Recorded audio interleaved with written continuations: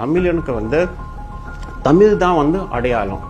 அதுக்கப்புறம் நீ ஹிந்தி கற்றுக்க வேண்டாம்னு சொல்லி பட் கம்பல்சரி நீ ஹிந்தி படிச்சு தான் ஆகணும், ஹிந்தியில தான் இது பண்ணும். அது என்னோட பார்வையில் வந்து அது வந்து சரியில்லை. இங்கிலீஷில் எத்தனை எழுத்து இருக்கு? 26 எழுத்து இருக்கு. ஹிந்தியில் எத்தனை எழுத்து இருக்கு? 52. அப்படியே டபுள். சான்ஸ்கிரிட்ல எத்தனை எழுத்து இருக்கு? 44 எழுத்து இருக்கு.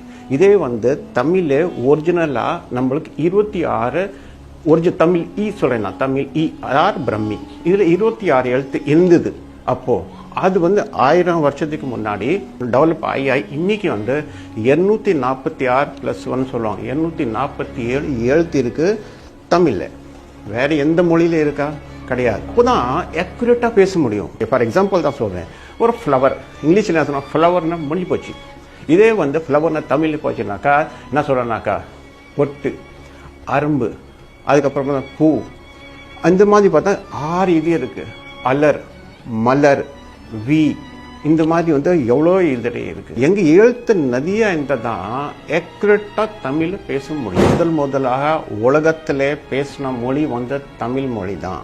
இது வந்து சயின்டிபிக் வேல வந்து ப்ரூஃப் ஆயிப்போச்சு. இது என்ன பண்றாங்க, எல்லாருமே சேர்ந்துட்டு அது மறிக்கிறாங்க.